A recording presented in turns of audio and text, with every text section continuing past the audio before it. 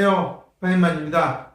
수요일 아침 서울로 출근하기 전에 인천 센터에 나와서 이렇게 촬영을 하고 있습니다. 제가 오늘 이렇게 말씀드릴 내용은 이 수개념이라고 하는 부분, 아마 장애아동들에게 이 수학에 관한 그 영역이 상당히 진짜 난공불락의 요새처럼 상당히 가르치는 게 어렵고 아이들도 이해하는 게 상당히 어려워하는 부분입니다. 크게 이제 아주 어렸을 때부터 이 언어하고 수개념은 아주 세상을 살아가는데 반드시 갖춰야 될 삶의 도구 중에 하나입니다. 그 도구를 어떻게 사용하느냐에 따라서 아이가 고차원적인 사고로 갈 수 있느냐, 아니면 아주 낮은 수준의 사고에서 머무를 수밖에 없느냐가 결정이 됩니다. 그런 면에서 아무래도 치료의 초기에 많은 시간을 언어와 수개념을 익히는데 시간을 쏟아붓고 있죠, 현실적으로. 그럼에도 불구하고 수개념을 아이들이 제대로 갖춘 경우가 없어서 경제선 지능에서도 지금 아이들이 서서히 학교에서 하는 그런 수학 수업을 못 따라가는 일들이 점점점 어머님들이 얘기하고 있고요. 이런 상황을 이렇게 봤을 때 저는 기존에 하고 있는 치료센터에서 하고 있는 그런 수개념을 갖게 해준다고 하는 학습은 이미 시대에 뒤떨어진 방법이다라는 부분을 좀 이번 기회를 통해서 명확하게 좀 알고 왜 우리 아이가 이 학습지를 하고 있는지에 대해서 좀 물어봤으면 하는 게 제가 오늘 드리고 싶은 조언입니다. 시중에 나와 있는 여러 가지 학습지를 가지고 문제집을 가지고 많은 부모님들이 접근을 하지만 우리나라에서 만들어진 그러한 문제집들은 거의 일반 아동, 정상 아동들이 해야 되는 수준에서 만들어 놓은 것이기 때문에 장애 아동이 특히 또래보다 몇 년씩 늦는다면 그러한 학습지로 아무리 그 어린 나이부터 밟아가더라도 부족한 부분들이 너무나 많이 나타납니다. 저는 이제 그런 점에서 또 저는 이제 이과를 전공하고 또 물리학을 전공하고 또 학교에서 또 학원에서 또 오랫동안 또 애들을 가르쳐 본 경험이 있기 때문에 이런 수개념을 어떻게 이해해야지만이 그런 수학 문제에서 제대로 문제를 해결할 수 있는지에 대해서 여러 가지 이제 방법들을 또 가지고 있고요. 그런 면에서 이제 제가 만든 파인만 다스도 어떻게 보면 이러한 언어와 수개념을 기반으로 아이들이 인지적인 기능을 사용해 보는 그러한 경험을 제공해 줄 수 있게 만들어져 있습니다. 제가 생각하는 수개념이라고 하는 부분은 그냥 단순히 숫자만 알고 쓰고 하는 것과는 별개이고요. 수가 어떻게 자기 일상에서 관련성이 있는지를 이해하는, 그래서 세상을 볼 때 수라는 하나의 표현 방법을 어떻게 사용할 수 있을까라는 부분에 저는 초점을 두고 있습니다. 아마 많은 치료사들이 어려워하는 부분들이 이 수개념이 아닐까 생각이 들고요. 아마 최근 들어서 상당히 초등학교에서 하는 그런 교과서에 있는 내용이나 문제집에 있는 수준이 어떻게 보면 좀 올라갔다라고 봐야 되거든요. 아이들에게 갖춰야 될 인지적인 기능을 요구하는 것들이 좀 분명해졌고 조금 더 수준이 올라갔다라는 것을 좀 치료사들이 알아야 되는데 치료사들 입장에서 봤을 때는 시중에 나오는 아주 쉬운 문제집은 얼마든지 본인이 그냥 설명할 수 있다라고 생각을 합니다.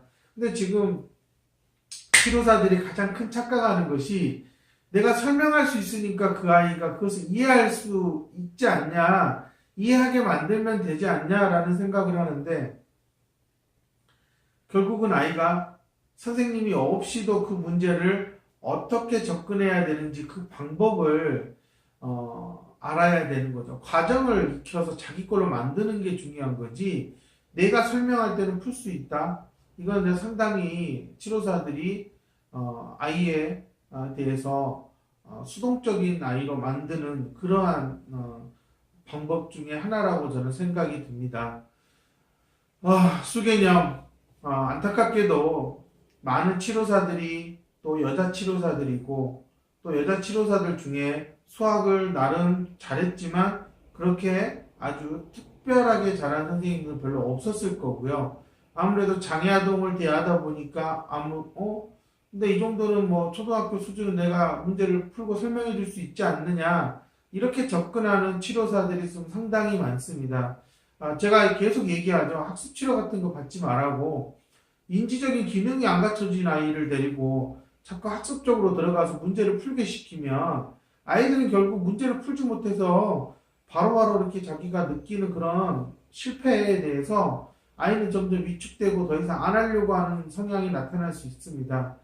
저는 이제 그런 점에서 우리 센터에 다니는 아이들 중에서도 이렇게 학교의 학년에 맞는 그런 수학을 따라가지 못할 경우에는 천천히 다져가는 쪽으로 포커스를 두고 아이가 수를 가지고 여러 가지 형태로 조작해보는 그러한 것들을 많이 시도함으로써 수에 대해서 거부감이 생기지 않도록 저는 이제 초점을 두고 있습니다.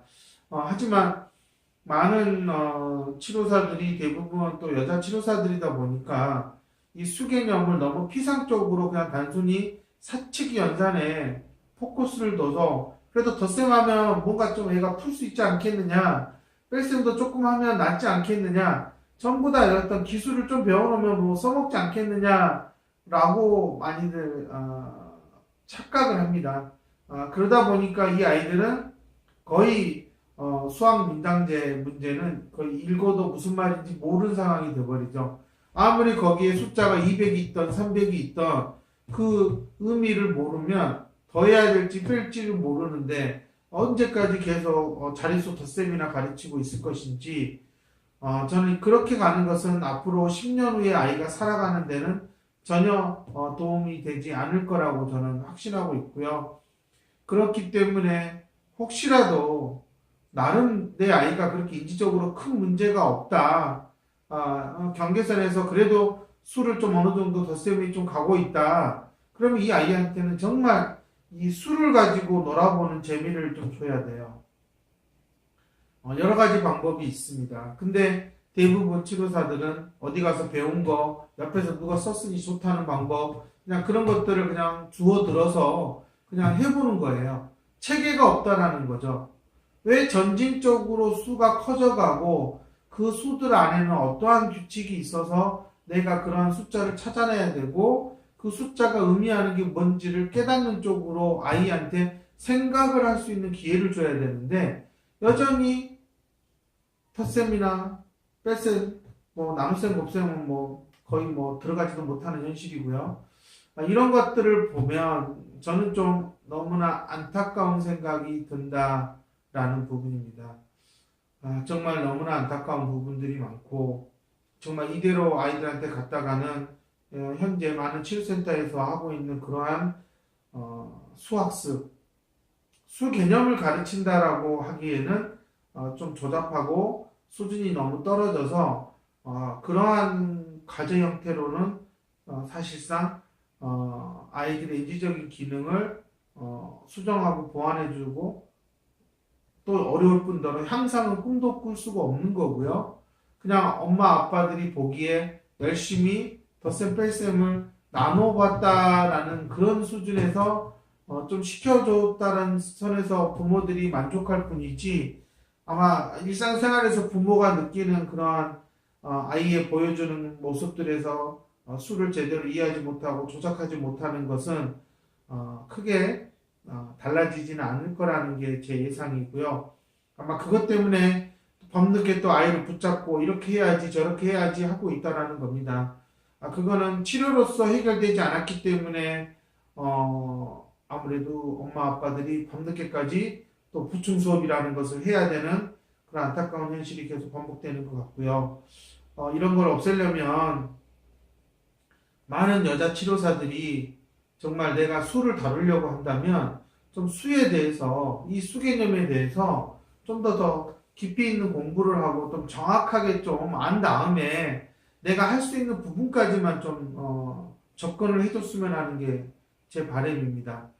괜히 어설프게 손대가지고 아이들한테 수에 대해서 거부감이나 회피, 또한 이런 수를 다루는 능력에 있어서 자신이 할 수 없다라는 것을 느끼게 한다면 그거는 치료사로서 가장 하지 말아야 될 큰 실수를 저지른 거라고 저는 생각을 하고 있습니다.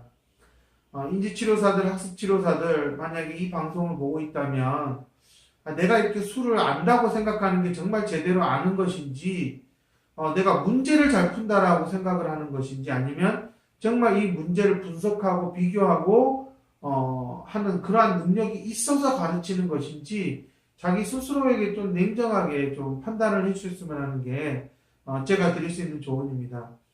저 같은 경우는 워낙 이 수개념에 대해서 상당히 많은 방법들을 가지고 있고 또한 그런 방법들이 아이마다 다 다르기 때문에 이 아이에게 맞춰서 적용하고 있을 때 확실히 좀 빠른 면이 있고요. 많은 치료사들이 인지치료, 학습치료 하시는 분들이 놓치고 있는 부분이 있어요. 요즘 아이들이 하지 않아서 수개념을 이해하지 못하는 것들이 있습니다. 근데 그것을 무엇인지를 찾으려고 하지 않고 그냥 워크북이나 갖다 쓰려고 그러고 학습지나 가서 뽑아와서 애들한테 연산 문제나 시간 안에 얼마큼 하는지만 테스트한다? 저는 그거는 분명히 잘못됐다라고 하고요. 어머님들한테 말씀드리고 싶은 것은 그런 거 하는 거는 차라리 어머님이 집에서 들들 볶고 화내면서 시키는 거하고 별반 다를 바가 없다. 그거는 정말 수개념을 정확하게 알고 있는 치료사를 만났을 때 엄마 아빠가 시간을 내서 가는 것이지 그러한 것도 없으면서 그냥 치료사니까 되겠지 그러고 가는 것은 저는 절대 아니라고 보고요. 많은 부모님들이 치료 과정에서 돈과 시간을 투자하고 있습니다. 그렇다면 정말로 최고의 실력을 갖춘 치료사를 찾아가고 그리고 시간을 투자해야 되고 돈을 투자해서 그 치료사로부터 뭔가 조언을 얻고 방법을 찾아서 또한 집에서도 해줄 수 있는 이러한 선박자가 맞아 떨어져야 되는 게 현실입니다.